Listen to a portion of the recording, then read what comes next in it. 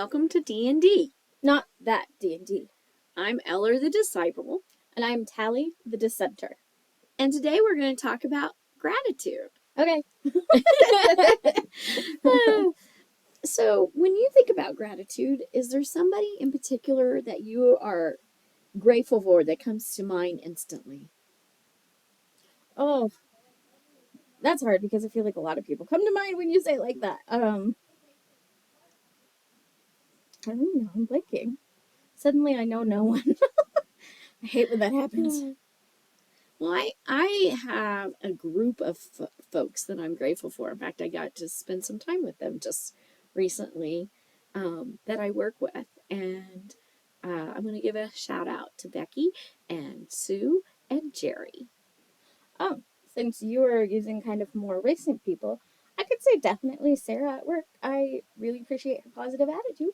Oh, I got to meet Sarah. She really is positive. I like her too. Yeah. So I like the people I work with for the most part, and I definitely think that she's on the top there. I appreciate the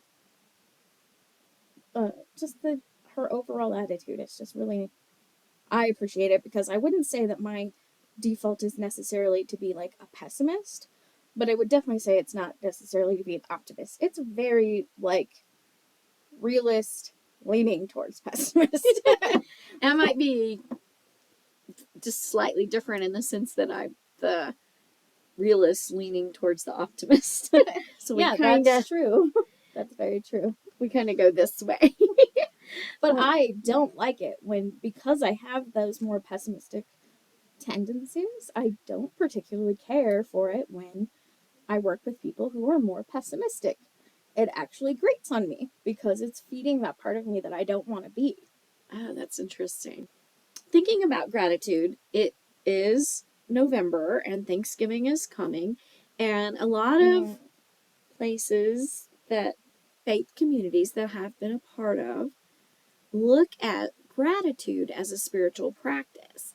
And I wanted us to talk about that because of that, but also kind of challenge ourselves as we have been ones that have tried to have like a difficult conversations is to have tough gratitude. And what I mean by that is to think about people in your life that maybe aren't always the easiest to say, oh yeah, I'm really grateful for that person, because maybe they've been a frenemy or they've been a difficult teacher or a difficult boss or a coach. So that's what I have lined up for us to talk about today. And I thought we might talk first of like a tough teacher for which you were grateful and maybe say why. Yeah, I mean, we kind of talked a little bit about this right before we started filming. I did automatically think of one of my college professors. It was a class that I wasn't exactly excited for. It was about the United States history with war, really care about. It was stretching theory in a way I hadn't done yet. But that professor was probably the smartest professor I had the entire time I was doing the undergrad. I really appreciated her. It felt like because she was so smart, it really made me want to prove that I did well in that class or that I understood and I wasn't wasting her time. I struggled a lot with the final paper for that class. I do think it made me a better writer. I do think it made me better understanding our political climate. The experience that I've had going to school is probably different than what some people have had. I feel that most of my schooling has reinforced a lot of my beliefs. And I would say that not only did the class reinforce my beliefs, but it also made me stretch beyond things I hadn't even thought about. So that is somebody who I definitely am grateful I took that class. I'm grateful for that instructor. I wish I'd taken the class sooner so I could have taken more of her classes. Because that would have been nice. I would have really liked it, I think. But yeah, I really liked that. I had a similar experience. I had a Latin teacher in 8th grade who, first of all, everybody said, don't get this teacher. She's really tough and her class is really hard. And I was like, well, I am going to take that class. And I'm going to try to give it a chance, right? And I ended up loving it. It was difficult, but kind of like what you talked about. I felt like I learned a lot and I was a better student for what I had learned under that teacher. And so that is kind of my experience as well. So I'm very grateful for that. I think that the tough teachers is one that a lot of people can relate to is was a tough teacher, but I learned. And I think sometimes perspective really happens years after the fact, because even after you get done with their class, you're just so relieved, right? Like I've had experiences like that where it's like that teacher was too difficult. Maybe it's being grateful for your abilities sometimes. Well, there's that. Yeah, I think so. Yeah, in the midst of, and maybe that's where I was going with the whole teaching, the tough teaching thing, is part of being grateful for having a tough teacher is in that time in your life where you actually learned you can do more than you gave yourself credit for. Mm-hmm. And that you found yourself challenged and you found yourself stretched. And it's okay. I want to ask you about the tough boss and the tough coworker. I want to know. Oh my goodness. Who is a tough coworker or tough boss that you are grateful for now, looking back on it? Yeah. Had a couple, to be honest. Trying to decide which one to talk about. Let's see. I would say I'm really grateful for a boss that I had, and he passed. But he really pushed me, and he taught me that I could do pretty much anything I put my mind to it if I'm a bit interested in it. And he kept it was so funny when I gave my resignation for the job, because I had decided I was going to maybe um, explore a different career path. He was in total denial that I was leaving. Oh. And he kept giving me projects. And I'm like, the last week I was there, I said, you can't give me any more projects. I'm leaving this week. But he really got to this point where he thought I could do anything. And him seeing me that way after pushing me and pushing me and pushing me helped me to believe more in myself. And I'm just really grateful for that. What about you? Wonderful. Oh gosh, so this is one of those things that I actually struggle with. Like in interviews, sometimes they will ask you, like, can you tell a time that you have struggled with a coworker or a boss? And I'm like, I have been so lucky. I feel like in so many ways, I generally get along with people. Been around coworkers or people that I've worked with that I don't like their personality or their attitude, that I might just like distance myself a little bit. But I've never been like, I shouldn't say never. The thing is that I can only think of one person that I've worked with that I just really, and that was a boss that I had when I was a server at a restaurant. We just all the time butted heads, and I don't know what I had done to get on her bad side, but obviously it done something. I was like 19 at the time, so I don't know if it was just I had done something stupid and like being a young person. I don't know, but I don't know. I think the biggest thing I can take away from that, to look at it as being grateful, to see as a good thing, was maybe just realizing that I could get through that. That there probably would be more people in the future. But I would not. Also, that I was able to. Trying to think of how to word this. Essentially, it's kind of that idea of being sharpened against a whetstone, right? I was not only like sharpened against that whetstone, it also did not impact me in a way that I think that when you're that age, you know, I was still pretty young, only being 19, that you could probably have, like, let something like that impact you in a negative way. And I was always kind of able to keep it in perspective of, you know, this probably isn't about me. I definitely, for a while at the beginning, was like, okay, I don't know what I did to deserve this. Maybe I did do something. In retrospect, I still don't know, but it doesn't matter. It probably wasn't about me at the end of the day. It was something that was making her unhappy. Although, if I was her age and I was a manager at a restaurant, I'd probably be a little grumpy too, because that's hard work.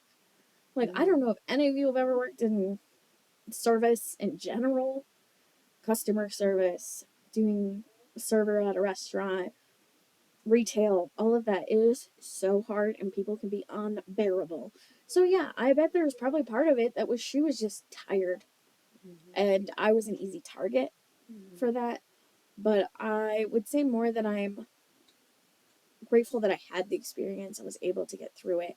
And that sounds almost egotistical, but I don't really know how else to address this question.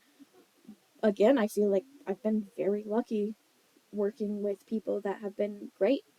So I really only have this small thing to choose from. I'm a little bit jealous. I know, I'm it like, sounds so humble brag. man, You're like, wait, I want to only have that. I do. Okay. I'm a nice person. Why don't I get along? I mean, I do, but just like, Oh my gosh. But it's funny because I have had, I may not have had like a coworker or a boss that has been a total jerk. nightmare. But I've had so many bad customer interactions. Like, if we were talking about customers, I could go on day after day about that. So it's like, I don't know, you just haven't had the same experience in that way because you've had a longer time in like the professional world. Yeah. I think that has made an impact on the people that you've interacted with. And I think, not to be a jerk, but I think sometimes at the higher levels, you are more likely to run into people who have some ego problems. So I think that's some of it. And then when you're in my position where I work with the public, I have worked with the public pretty much. Yeah, I don't think I've always had jobs where I've worked with the public. I don't think this is probably the least amount of contact that I've had with the public. And I'm still seeing several people a week. Yeah. You know? So this is just, it's just par for the course that I have way more tough customer stories than I do tough coworkers. And you know, you touched on something that I think other people could relate to too, is that a lot of times when we're having difficulty with people, it's not even about us. It's that whatever they're carrying, that they're dealing with, or bringing into the conversation, or their ego. Let's have a little sneak peek of something I'm hoping we will talk about in the future. I did this training recently, and one of my, about communication specifically, and one of my favorite things that has come out of that is every behavior is an expression of a need. And so there is this idea of looking at these behaviors that are not great. When people are mean or cruel, every behavior is an expression of a need. And I really, really like that. Well, so then I want to transition to the last question that I have. As we're going into Thanksgiving, we're probably going to be having some family get-togethers, reunions, meals, I don't know, whatever. And so I wanted to ask about maybe a tough family member for which you are grateful. Also, are you going to hit me if I say you? Well, no, I think you should. If you want to say me, you should say me, and you should say why. I didn't know that. I think you would count in that tough family member that I am grateful for. I think that, you know, we definitely have had a lot of contention throughout our relationship. There are things that you like differently than I like things. We definitely have different dopamine levels. I don't know how to explain that because part of the whole get up and go thing that you have that I don't have is that I just don't have a normal base level of dopamine. And so yeah, that's just the way I know how to explain it.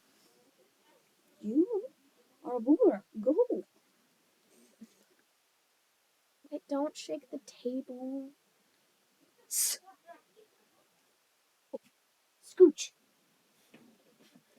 All I did was wave, and he's like, ooh, ooh. I know. He's very scared of me because I'm more strict. I wasn't going to leave that in. No, I mean, I think you should leave an honest answer. So I'm like, it's all good. Look who is back. Yeah. Back again. Baggy's back. Tell a friend. But I think that, we've just had like difficulties in various things that we've like bumped heads a lot throughout our lives. We've had arguments and it's taken a while to get to where we are. And I'm grateful for all the trials and tribulations because I feel like we can look back and be like, look at how far we have come. And we can be grateful for our relationship. And in some ways, there are other people in our family that I kind of wish we would rumble with a little bit who could go through that and come out with a stronger relationship on the other side, but that's not something that has happened. Right. So yeah, I would say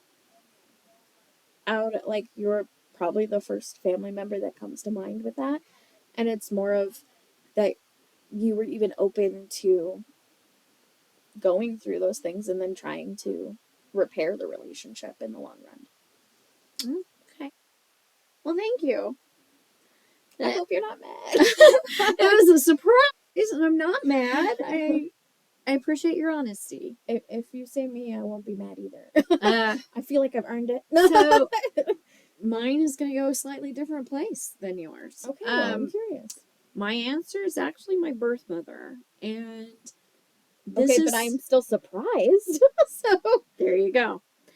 The reason being is, despite the painful relationship that I had with her, I realized that I would not be the person I am without that relationship. And I believe that I am a person growing in my empathy, in large part because of you, but also because of her. Because you guys are almost like opposites in that regard. You're a lot, actually, alike in your demeanor, in the sense that you are more laid back than I am. Okay. I would just like to say I think I'm more like your sister than your mother. Okay, if it's gonna upset you, then let's go with that. She was someone who couldn't her ego was too fragile, you might say, to accept that she could do anything wrong. And so she had to have armor, and she couldn't be vulnerable. And part of that armor was pointing fingers at other people and blaming. And those were basically behaviors that I was looking at going, I don't want to be like that. So then it forced me to find other people and other training and learning of how do I want to be. And that is what I mean when I say I wouldn't be the person I am. It's not because in any way she molded me. It's the opposite. She actually was an example of what I didn't want to be. And so then I could look for people that were examples of the things I wanted to be. So as tough as it is to be grateful for her, the fact is, without her, I wouldn't be on this planet. And without her, I wouldn't have looked for other examples and role models. So, fair enough. yeah. I mean, I definitely am surprised, but I think that, I don't know, in some ways I'm trying to think of how I would say it, but it makes sense that you would know, or that you would look for the examples of people that you wanted to be. And I feel like, I kind of touched on it in our last video with, like, the things that shaped me. And, the hunchback thing and how that was, like, not necessarily intentional from any bigwig at Disney. But seeing that kind of role model helped me know that that was the kind of person I wanted to be. Mm-hmm. So I can understand why you would want to look. Yeah. But I appreciate your vulnerability. Thank you. So I think about you guys as you go into these times where we're going to be in holiday season and family get-togethers and friends getting together.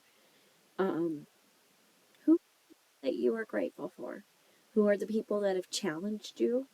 Who are the people that have shown you this is the way to be and you like it? Or the people that you're like, this is not the way to be and I'm not going to go after that. I will say one thing. Always, always, always. You want to be careful. And this is why gratitude is really important in my example, because for so long I kind of thought I hated my birth mother. And my husband used to say to me, you become what you hate. And there's a truth to that, because you spend all this time thinking about this thing that you hate. So you want to be careful that you're thinking about the thing you want to do, not the thing you don't want to do. Just like our brain works on the verbs. So just a little tidbit as you're thinking through who you are grateful for and why you're grateful for them. You sounded like you had something else. Oh, it was more of feeling like you definitely sounded like a preacher. Oh, and by the way, I have a little bit of news. I got accepted to seminary. I start in January. Just kidding. I support you to do what you want to do. Thank you. But I will definitely hold you accountable if you use that platform or anything to cause harm. So, fair enough. And I hope that I will just learn even more about liberation theology, progressive Christianity that is inclusive and truly living out a loving. So, whatever you're facing in the weeks ahead, we hope that you have all of the support and friends and gratitude and strength that you need to face every day. Thank you so much for watching. If you liked the video, please like the video, share, comment, subscribe. If you are listening to the podcast version of this, leave us a 5-star rating on Apple Podcasts or wherever you can, because only some of the podcast places let you. So we appreciate you being here. We are grateful for you. Yes, we are. And bye. Bye.